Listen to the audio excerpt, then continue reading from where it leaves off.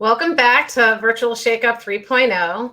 It's my pleasure to introduce Rafat Ali, who is the CEO and founder of Skift. I knew when I was going to practice it, I'd pronounce it incorrectly, Rafat.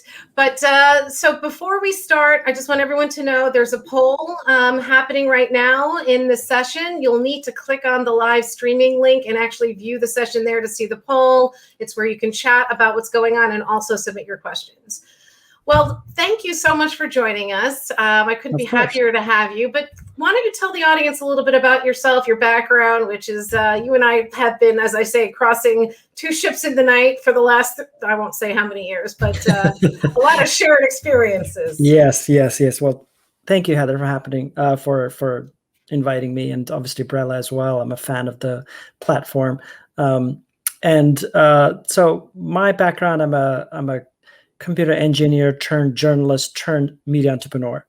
And my previous company, which is how we, I guess, know our backgrounds, was a media blog that turned into a media company. So one of the first waves of bloggers in their bedrooms creating media companies, I was one of them. And it was called Paid Content. Most of you don't know this and have no reason to know this if you weren't in the media industry in the early aughts. And it grew from a single blogger to a full-fledged company, 4 different sites in 4 different countries, and 25 people at its peak. And I sold that to the Guardian Media Group. So that was a mix of media, events, research. Skift, which is now into its 9th year now, is a media information company focused on the business of travel, global travel industry, all the constituents of it, event industry as part of it. We are as invested in events as really anybody can be, not just because we cover the events industry, but that we also do conferences. We're event owner. We used to do physical conferences prior to this. Was a big part of our revenue. Almost as much as 40 to 45% of our business was physical events in terms of revenues. Highly profitable. We also bought Event MB, which I think many of you may know. Julia Solaris, who recently left, started that. We bought that in September 2019. So obviously very invested in covering the event industry. And Miguel Neves, who many of you may know if you're in the events industry, is now the editor-in-chief of it. So the genesis of why I'm here, Heather, which I guess you're going to set up, is I wrote an article last year, which I happen to have here, which it probably may not show, but it says the event industry is being confronted by its Napster moment, and was as viral as a B2B industry article can go, and was read widely, not just in the event industry, but also because of the tech industry and its intersections with the event industry. And I followed up with a couple of other articles as well. So big picture thinking on where the events industry is going. Is this the Napster moment for the event industry? And that's really I wrote this in August. It says August 26, 2020. Even in the last, 6 months now, it seems like a bunch of change has happened that moves this point forward, or takes it in a whole different direction, which I guess we'll talk about today. No, absolutely. The Napster moment, it's kind of been that waiting to happen for a while. That tension's there. But as, I think it's Marco Ghiberti said, the profit margins were so just great with live events that the motivation to actually move where the industry needed to go, i.e. this digital disruption, it really just it was not happening until COVID made it happen. Mm-hmm. Speaking of that, and how we're, one of the reasons why I loved your blog or article on the Napster moment is that, I think you're so spot on when you talk about, as I like to say, white space thinking opportunity. You have to get outside the core to understand what this new business model is going to look like, because it is indeed new, right? Mm-hmm. It is, and one of the things you just brought up prior to us jumping on was, the great unbundling of events. Can you talk a little bit about that? Yeah. So however much pain the industry has gone through in the last year, and it has gone through a lot of pain, a lot of people laid off, lots of jobs lost, lots of billions of dollars out of the market. As an event owner, that obviously hurts us as well. But as an industry future-looking person, it is the most exciting time to be in the events industry on what's to come. So whether it's new types of virtual tech, we're still so early in the virtual tech. I say this in the piece that if you remember when the first music services came on and MusicNet Press Play, which I don't think anybody would remember what those were, but those are the first digital services to come out of the music industry, 2002, 2004, I think that was about the year, to what led to Spotify. Versus where we are today in virtual event tech, good getting started, but it will leap. It won't take as long as it took from the early days of music to Spotify. I think it's going to be accelerated a lot.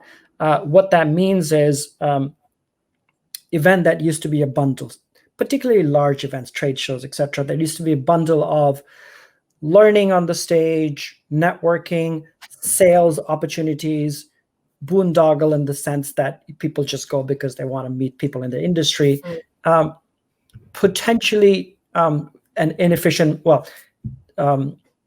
it was an inefficient model in the same way that newspaper as a bundle ended up being, which is everything to everybody, but not very, very targeted to specific ways. And how newspaper got unbundled potentially is an interesting analogy to how events and these large scale events could get unbundled as well. We're already seeing obviously early innovation in that. Today, particularly over the last year, because of just the video nature of the video and the structure of video, educational content is at the forefront, which in physical conferences, as you very well know, education is the glue, but not really the center stage. It's networking and people meeting that people always say is the main part of the conference. The networking technologies still are so early in virtual events. I think what's happening, I think a lot of new tech is going to come, not necessarily just from the event industry, but from outside. What happened to the dating industry of physical networking to virtual networking? Like, who could have said 20 years ago that I met my wife on one of these apps? I did, by the way.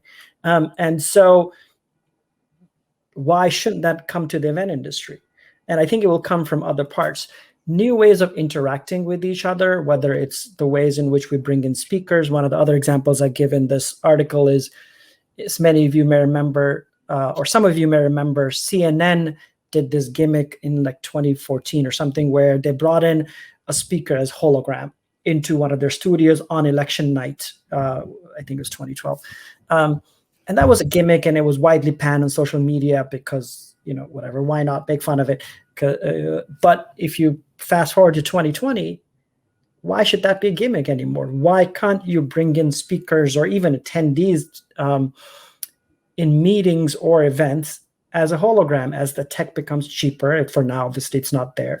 But I feel like new ways of interaction are still to happen. So that's why I feel potential unbundling of educational content, networking, sales opportunities could happen that may undercut the overall economic model of a large show, but may end up creating new opportunities that add up to more for new players. And maybe that the old players completely go away and a completely new set of players emerge. I actually agree very much with that, in that, we try to create this one experience for all. And especially as this new wave of this new generation is coming into the workforce, who is expecting super high level personalization and, consumer-like experiences, that one fits all model. Like, here's our agenda, here's the trade show floor, here's the educational thing, here's our networking. You get all, it's probably, again, I think it's probably going to be a forced innovation. So I think you're spot on with that. And you did kind of address my my Napster question, but maybe we could dive into it a little bit more, because I do think this is so profoundly important is, I talk to a lot of event organizers, and there are some who say, my world has changed forever, and here's what we're going to do, right? The other ones are like, can't wait for in-person to come back. And that's the solution is. And I think both are true, right? Okay. Both are true in the sense that physical events will always have a place. It's like, music industry. Well, a lot of the online streaming came along and radio didn't die. In many cases, the old technologies don't die. They just morph in different ways. Or old formats don't die. No, tech is the wrong word. Old formats don't die. They just morph into different ways. I do think that hybrid is this is totally cliche because it's been said 100 times in the last, 100 minutes maybe. But hybrid is the future. Every conference we will do that has a public face will have, unless it's a private conference just for the people in the room, will have a virtual component to it. Our own conferences that we're going to do when we come back to physical, when physical comes back, will always have a virtual component. What does it look like? We're still thinking through. We're learning. One of the things we've said as a company is, Skip, we will not be pioneers in trying to figure out the safety and we will be fast followers. I want others to take the lawsuits and the whatever else to come for doing these events and becoming super spreader, if that's the case. Hopefully not. Before we follow. So we will wait more than say the other people who want to pioneer this in this industry. So I forgot the thrust of your question. Well, I think that you actually kind of went into my next question, which is, talking about the Napster moment and how it's changing. And then I talked about in-person versus, rethinking the business model. But with that said, for you and Skift, how has this pandemic changed the way you look at your business? Have new sources of revenue or products come out of it? Yeah. And I was going to ask about, what's your path forward in terms of events, especially that hybrid question, which you kind of answered. Yeah, I'll answer. So for us, as I mentioned, it was 40 to 45% of our revenues, multi-million-dollar business line for us. Initially, as you know, in the last year, one of the things that seems to be apparent is people are not willing to pay as much for a virtual event from a ticket perspective. What used to cost for us, our flagship conference, Skift Global Forum, which is this glittering event in New York at the Lincoln Center, used to charge up to $4,000 for a 2.5 day event. Guess how much we were charging last year for the virtual event from $4,000? $195.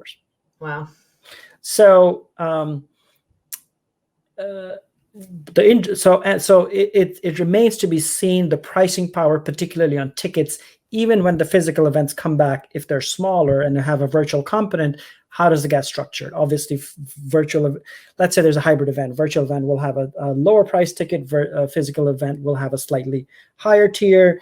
The technology that still needs to be built is how to in a single conference, how to make the virtual interact with the physical people.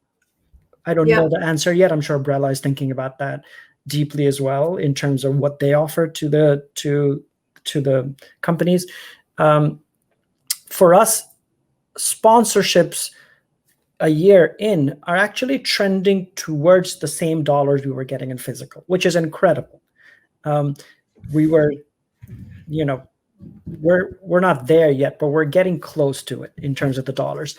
I think that's a very interesting development, which is that sponsors are realizing that the targetability of digital events, less waste. They're spending less money, obviously, because they're not taking 10 people to a conference and travel expenses or hotel expenses, whatever. For them, it's more efficient. And if you can get the right 15 people into a virtual room for them, and they can have a conversation that they then follow up. Potentially, when physical comes back, they'll follow up physically, potentially as well. And so sponsored dollars are coming back for us, which is very interesting. Tickets, no. Mm-hmm. And the one thing I am excited about as an event organizer is particularly in a city like New York City, where the venues have always had an upper hand on the organizers, just because demand is a lot more, we do hold for the first time some power over the venues, which is great, which is just a great feeling. Yeah, no, absolutely. And I, with that unbundling part with the ticket sales, I mean, that may be that first step. Like, how do you get that ticket price higher? You're offering different levels of engagement. Correct. I think that's where tons of innovation has to happen, which is how do you tier access to a hybrid conference, and that not just from a tech perspective, but also from an experiential perspective that allows you to charge more to your super users who really want that versus the more casual users. Right. And one of the areas, by the way, could be, and you mentioned it before, the whole networking part, is that given that there are going to be, there are people who will not go to these events again, right? I mean, correct. There are companies who are also, they want to be the follower. They don't want to be the leader in letting their teams out. So I think virtual's here for a long time while in-person's going. So with that, if I'm one of those people, how are you going to help me replace that in-person networking, which, by the way, is, your network is your currency, right? This is so important. People get new ideas. You find new hires, new partners. So that networking part actually could be quite interesting as that add-on. Help me find those people. Yeah, one of the other things we're exploring as a theme at Skift overall, not just on the event side, is what happens to all the changes that are happening to future work. How you and I are working, how companies are thinking about coming back into offices, some people giving up their offices completely. We are an example. Skift as a company completely is now a remote company permanently. Our lease expired last year. We obviously were hurt as much as anybody else in the travel industry, gave up the office, saved a bunch of money, saved a bunch of jobs. Hence, we are going to be permanently remote. What happens to future work will determine what happens to the future of business travel, and then what happens to the future of meetings and events. Because how future work changes is how meetings and events will come back. Meaning, if a certain class of people become remote, how do you bring them together? Meetings obviously is a big part of that.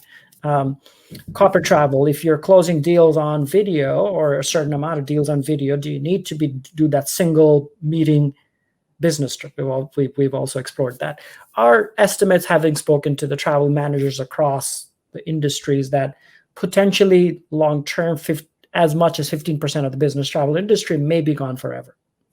And so that 15% is billions of dollars.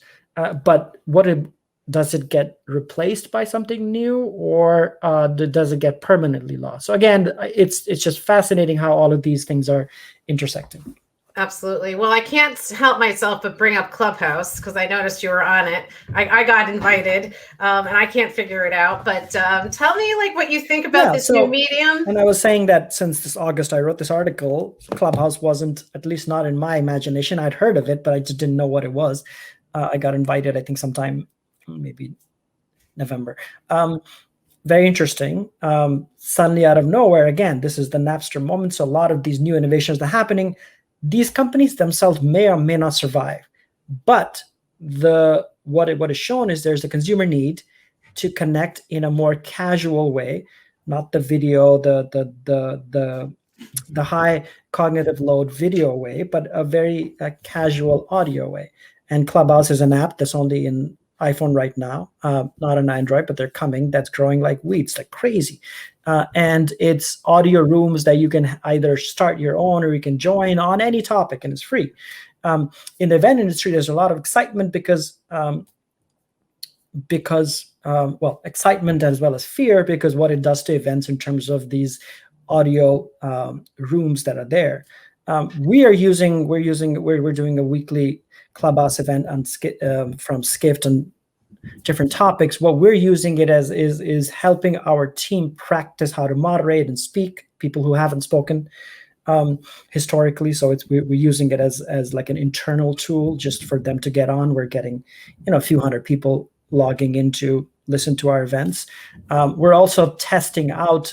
So for our virtual conferences, say there's a conference this month, we're doing a pre-show in these Clubhouses. And also I've seen, in fact, EventMB did a post-show hangout, kind of like the bar at a physical event. It's a virtual equivalent of like, we finished the virtual event, come and hang out on this Clubhouse, or we're going to talk like after party type stuff. So it's very interesting, all of what's happening there.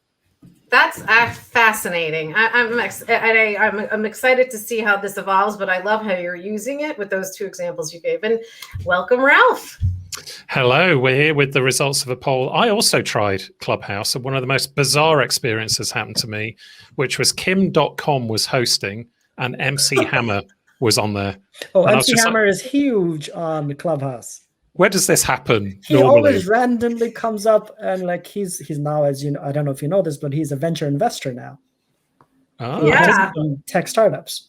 I didn't know that. I just find this amazing, because imagine like with the hologram, like you could bring speakers in you could never get before. And now with Clubhouse, like I've never heard MC Hammer speak. I'm going on, I'm finding it. Like, and he's talking cool about Bitcoin and random stuff that you would never assume, obviously, if you've not followed him. So it's very snackable, isn't it? I was on it for maybe 10 minutes, and they were going around asking different people to speak, and then I'd kind of had enough and I wanted a coffee, and I left it. It's not quite a podcast, although I did think the audio quality was very good. Anyway, I've got some questions for you, so I need to move to the audience. This is the result of the poll that you asked, Heather. So what % of your revenues come from non-event related activities, things like digital marketing, online sponsorship, and member subscriptions? And 43% of the responses said more than half.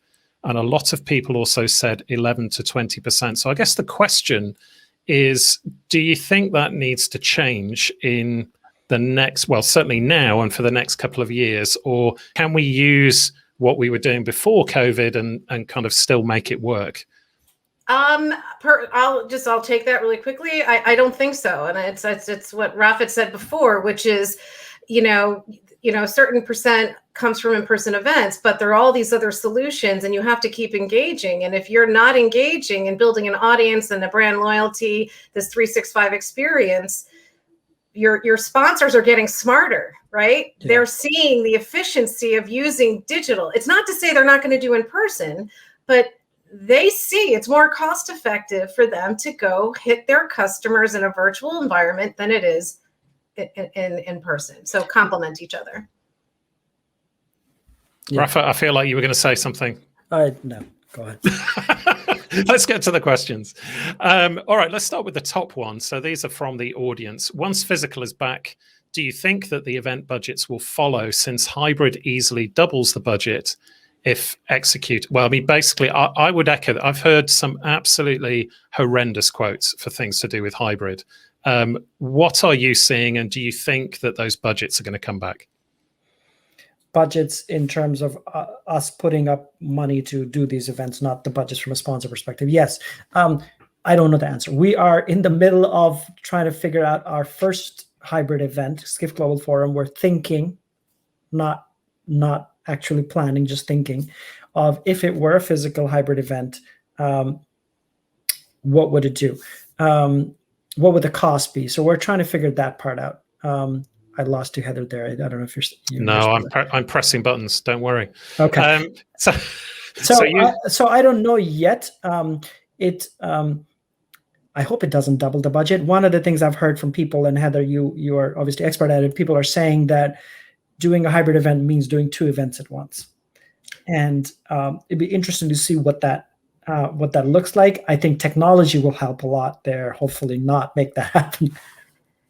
Yeah, I'll just jump in there really quickly. I think that one is those quotes you talk about, Ralph, are total fantasy land insanity, and that's all going to level out, because it's not okay. But that's a whole other topic. Secondly, is you're right. Is it an event that happens digitally and live at the same time, or is it live and then you have something after? And how are you actually also with your sponsors ensuring that this is not an add-on value add versus an extra thing they're getting that they're paying for?